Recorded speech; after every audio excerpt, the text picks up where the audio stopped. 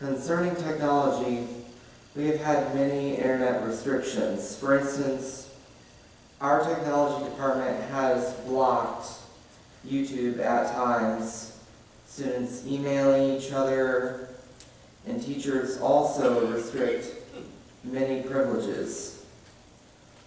What is your view on restricting computer use for the students?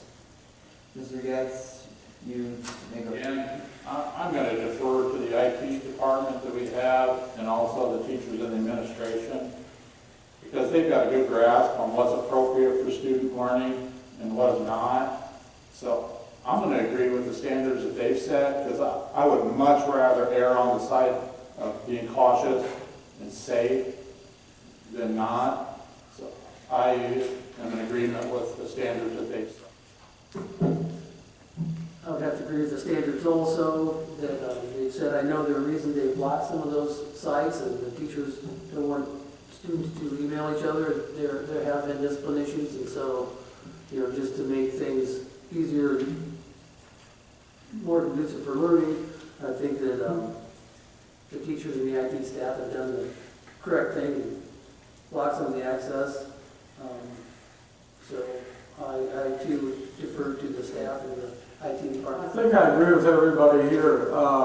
There has to be some control over there. Everything you read on the internet, to the contrary, isn't always true. There's a lot of things out there that people in general shouldn't be exposed to. Like I say, I go a little farther than the teachers.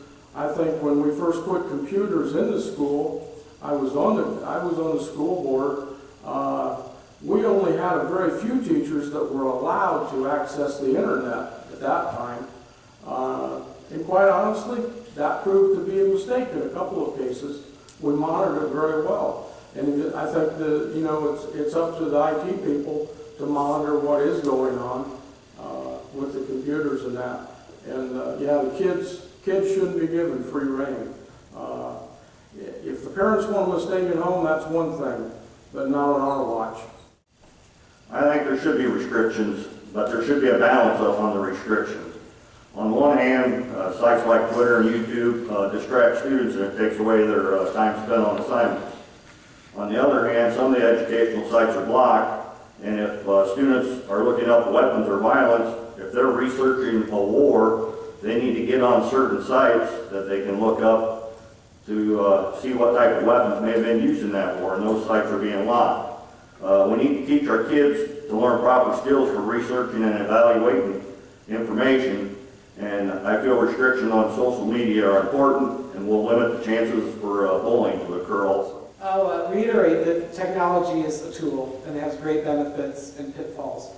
And this question kind of caught me off guard a little bit, because for me, it's important to trust our administration. It's important to trust and support our teachers and our staff. That's critical. As a school board member, as a community member, as a parent.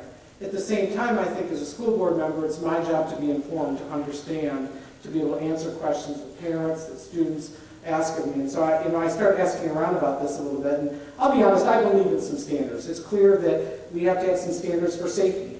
We need to have some standards for what's appropriate, that we're in an environment that certain things are appropriate and certain things are not, just as they are at home and at work and in other places. And some standards, unfortunately, we have to have because of capacity. I know that's the case in terms of the email concern and our capacity to be able to have that, students have that much email and the amount of emails that we can have going at one time. But I think YouTube's a great example, because YouTube has some really incredible tools on it, some incredible things for students, some incredible opportunities for learning, and it has a lot of garbage. Some of which is distracting, some of which is dangerous. And the hard part with that is there's no real way right now to filter it. And so when we have those situations, we have to make an educated decision and err on the side of safety, and hope that we can find ways around it and give our teachers the tools so that they can help students access that stuff that's quality. But I'm not supportive of anything goes access, but let's have sensible, reasonable restrictions, and most of all, let's all stay informed and stay in the conversation while we trust the people that we have hired and that we've entrusted to do this work and to lead us in. There are some people who think that the high stakes testing is completely necessary and helps to determine the success of the teachers. And there are others who think that the testing isn't really a necessary part of the educational system and think that in the end, students are more than just a test score. What is your opinion on the importance of the high-stakes testing, and do you think it is necessary? Mr. Helpley, you may go first. First, I'd like to state that I think we can all say that students are much more than test score. That's obvious. But I think the tests are just one tool out of many that we use to evaluate our students. It helps determine how they grow, and they're also beneficial for teachers to see where maybe they need to help students in areas that they're struggling. Ultimately, though, high-stakes testing is state mandated, and it needs to be implemented. So I think what we need to do with the high-stake testing is make sure that everybody is involved in the decision-making for that, the staff, the administration, school board, and but yes, I do believe that it is necessary. Well, I think testing is very important. I'm not sure that some of the testing that we're having done today is as important as some of the tests that we do locally in our own school. But it's a way that we can gauge success. It's a way that we can look and see which teachers are actually doing the best job in the classroom. If you want to go to college, are you going to take an SAT test or an ACT test? Colleges don't do that because they don't believe in testing. Testing is a necessity. It truly is. Just like everything else, testing has pros and cons. Tests can help teachers create personalized learning plans for each student, and they are great tools to measure their progress. Although preparing for tests sacrifices subjects that aren't included in the test. I feel tests should not be used to judge students or teachers on their ability or how smart they are. Because testing is required, we must communicate, work together as a team to improve our overall test scores. Thank you. Not to the question of tests or testing in general, but to the question of this high-stakes testing that we have right now and how we use that to determine the effectiveness of our teachers and the quality of our students. I'll be honest, I don't think that this is right, that this works, that this is effective to judge a teacher based on a state-created and state-mandated test alone. I think is short-sighted, and I think it's not actually accurate, especially when these tests are being created so often outside of the education system, outside of folks that have the qualifications and the boots on the ground to understand it. It's a test that's changed dramatically and has been mandated down from the government, and I agree with what Phil said earlier, that these kind of things should really be certainly more local. And to say a student is a test score, I can't do that as a person, I can't do that as a parent, yet the system that has been given to us, perhaps forced upon us, in a lot of ways says and communicates that about our students, about our teachers, and about our school districts. Whether it's the grade that the student receives, the evaluation the teacher receives, or the grade the school receives. And I think it's a problem. And I think that there are better ways. That said, our students should be growing. When my kid walks into our school at the beginning of the year, they should learn and grow over the year regardless of the circumstances. Colorado, for example, moved to a growth model, and I think that's really healthy. But the truth is, this is really about what's best for students. And I think tests can be best for students, but our current system is not. And I'm sure of that. That said, if we are doing what's best for students, if we're doing everything we can to give students the best education in the best way possible, I believe we can meet or exceed any test, any government, or any entity throws at us. And so if we're not, we have to look into the data that we're given. Even if we don't agree with the test, we've got to look into the data we're given and see where we're falling short and address those concerns and address them carefully. We've got to address them with the priority being what's best for students and not the priority being the test or the test scores. This is kind of a hot button issue for me, so I'm going to answer this question by asking you all a question. You mean to tell me that a test that takes 3 to 5 hours, depending on how quick the student wants to rush through it, one time a year on a pass-fail model is an accurate, fair indicator of the performance of that student, and the quality of that teacher. We're going to have to agree to disagree. But you got to think about who you call it high stakes testing. And who's the high stakes for? Think about who it is high stakes for. It's high stakes for the teacher of that class. It's high stakes for the principal of that building. It's high stakes for the superintendent. It's even high stakes for the community. Because like it or not, we're judged by the test scores of those students. That said, who's not high stakes for? And think about this. It's the state legislators who mandate the test. There's no repercussion on them if they get poor test results.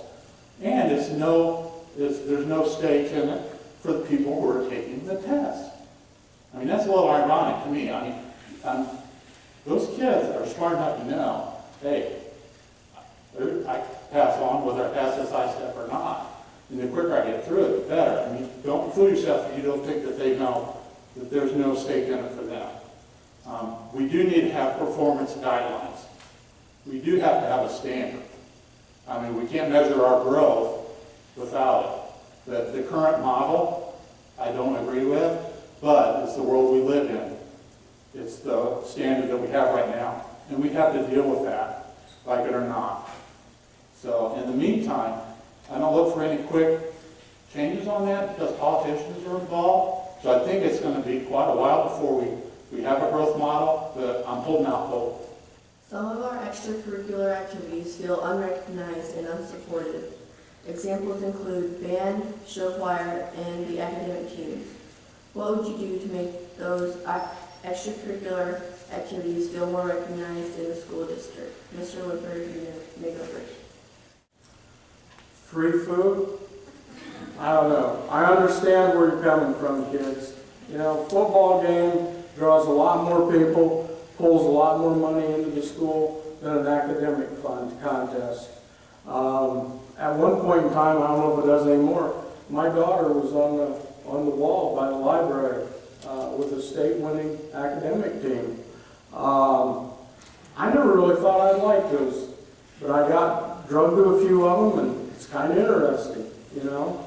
But to tell you how we encourage people to go to those things, you know, I've sat through some soccer games as a grandparent, and I really like soccer.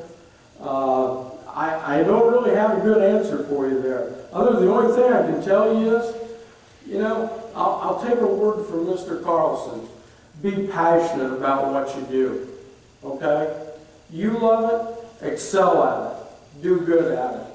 Just because there's not a crowd there doesn't mean that you're not important and that you're not good at something. It just means that it's not that interesting to watch as a spectator sport. I think they should be recognized at more athletic events. Also, I think we should create a schedule to where a couple administrators, teachers, and board members rotate through a schedule to attend these events to show our support for these extracurricular activities. And I'm willing to spend a few hours, a few evenings throughout the school year to attend some of these events. And hopefully there's other administrators and teachers and that would also be willing to attend. This is not a new problem, and it's a common problem. I remember my school days as the chubby, non-athletic kid, and now I'm the chubby, non-athletic adult. And you know, when I think to that, I was involved in those academic things that I felt oftentimes got less attention. And yet they all have value. They all have value within our education, outside of our education. They all have value within the system. And they should all matter. And I think a lot of this is having honest conversation about that and sitting down for dialogue. And this is one of those areas, again, where I think our struggle with communication comes to the forefront. And how can we communicate and better support from every level of our school so that we show value for all these things, because it is about interest and skill set, and they do all have value. While I was never good at sports and will never be good at sports, I love to watch sports, but I was the guy who loved the academic clubs, and that's what I was passionate about. And truth be told, I think it all matters. It can all build character, it can all build confidence, it all can be a part of an education. But I think the key is to be honest about these issues, to talk through with these groups, what is it that feels unrecognizable? What does recognition look like? And come up with a plan together so that everyone feels heard and can feel recognized and valued, because it all should have value, regardless of what's popular or what draws people or money. How can we make sure that everything has value and that that's what we communicate as a school? I was fortunate as a parent because I had children in a full spectrum of things, the sports, show choir, academic teams, band, I mean, the whole gamut. And to actually go to one of these non-popular events, for instance, a musical play or a show choir event, and you see the talent some of these kids have, I mean, it is truly amazing. And we don't emphasize the arts near enough in the creative side of our learning. And it sounds to me like a project for you guys, because there's a lot of things that you could do. You put this event on spectacularly. And if you could make that a goal to get with those groups, it sounds like a marketing plan. You can use your communication skills out in public, get in touch with the media, to let them know when these events are. You can use your writing skills. I mean, there's a whole bunch of things that you guys can do as a project to make that happen. We had 4 kids, and our kids also were involved in all kinds of activities. We had show choir, spell team, basketball, cross-country football, and spell team was competitive. I remember watching Christian, they went to state, they won state. My wife was proctor, and I went to a couple of meetings, and those kids, they fight. They work hard, they fight, and, it's not much of that sport for spectators, but the kids are competitive. I know how hard they work. I thought about this. I thought about how can we help those students, and maybe you use a Facebook page. The school has a Facebook page. Maybe you put it out there. I know a lot of kids are on Twitter. I don't know much about Twitter, but I know that's a good way to get the word out. But yeah, keep up. We need to keep pushing the kids that are in that and encouraging them to keep it, even if there isn't a lot of attendance. I think it's a great thing, and like I said, it's competitive, and it's, when your kids are in, it's really fun to watch, so I hope that helps a little.